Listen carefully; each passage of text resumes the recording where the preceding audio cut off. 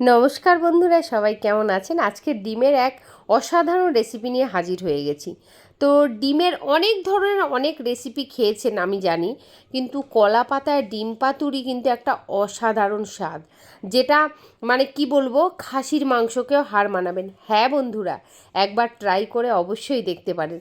তো এই রেসিপি বানাতে গেলে কী লাগছে, প্রথমেই আমি আদা রসুন একদম পেস্ট করে নিয়েছি, আর এদিকে 3-4টে আলু আর দুটো মাঝারি সাইজের পেঁয়াজ একদম ঝিরিঝিরি করে কুচিয়ে ধুয়ে লবণ মাখিয়ে ঝুড়িতে জল ঝরাতে রেখে দিয়েছি। তার কারণ জলটা ঝরে গেলে এই ডিম পাতুরিটা দিতে সুবিধে হবে। মাছ পাতুরি তো মাছেরই হয়, ওই জন্য বারবার মাছ নামটা চলে আসছে। এবার ডিমগুলোকে দেখো সুন্দরভাবে মাঝখান থেকে পিস পিস করে নিয়েছি, সিদ্ধ করা ডিম।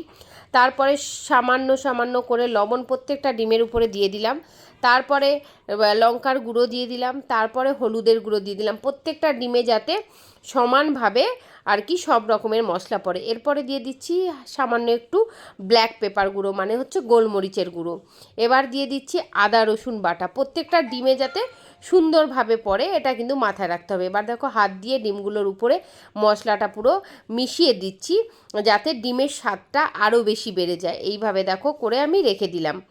এইবার দেখো মশলাটার মেন যেটা বানাবো, সেটা পেঁয়াজ আর আলুটা কুচিয়ে রেখেছিলাম, সেটা জল ঝরিয়ে নিয়েছি। এবার দিয়ে দিচ্ছি হলুদ গুঁড়ো, জিরের গুঁড়ো, লঙ্কার গুঁড়ো, আদা রসুন বাটা। যেই পরিমাণ তোমরা আলু দেবে, পেঁয়াজ দেবে, সেই পরিমাণ আদা রসুনটা একটু বুঝে দিতে হবে, রসুনটা একটু বেশি দেবে।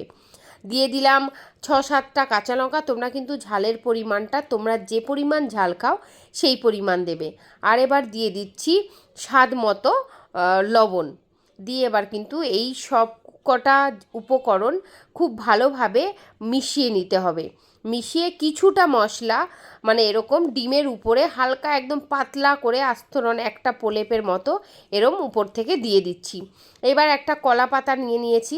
কলা পাতাগুলো দেখো গাছের কি সুন্দর একদম কলা পাতা, মানে আমাদের কলকাতাতে তো কলা পাতা পাওয়া খুব দুষ্কর, কিন্তু আমার ভাগ্য এত ভালো যে আমার বাড়িতে সামনেটা অনেকটা জায়গা আছে, ওই জায়গাতে অনেকগুলো কলা গাছ হয়েছে। আর এত কলা পাতায় মাছ পাতুরি, ডিম পাতুরি, মাংস পাতুরি সব কিছু এত বেশি আমাদের খাওয়া হয় এই কলা গাছের জন্য, আর ভীষণ ভালোও লাগে। তো পাতাগুলোর মাঝের দিকটা আমি নিচে দেওয়ার জন্য রেখে নিয়েছি, আর একদম ডগার দিকটা আমি দেখো ধুয়ে একদম পরিষ্কার করে একটু উনুনে টেলে নিয়েছিলাম, মানে একটু সেঁকে নিয়েছিলাম। তাহলে কি হবে, একটুখানি নরম হয়ে যাবে, পাতাটা ফেটে যাবে না। তারপরে আমি একটু তেল মাখিয়ে নিয়েছিলাম। এবার মশলাগুলো নিচে একটা লেয়ার দিয়ে দিয়েছি, দিয়ে যে ডিমগুলো মশলা মাখিয়ে রাখা ছিল, সেই ডিমগুলো কিন্তু এরকম কুসুমগুলো ওপর দিক করে আমি সুন্দরভাবে দেখো সাজিয়ে দিচ্ছি। দেখেই কিন্তু মনে যেন হচ্ছে কত সুস্বাদু হবে খাবারটা, একদমই তাই।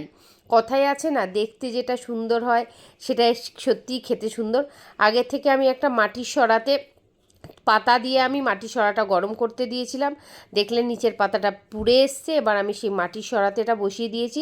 তোমরা চাইলে কিন্তু ননস্টিক বা এমনি সিলভারের কড়াই, লোহার কড়াই, যে কোনো কিছুতে করতে পারো। আমি মাটির কড়াইতে আমার সুবিধার্থে করেছি।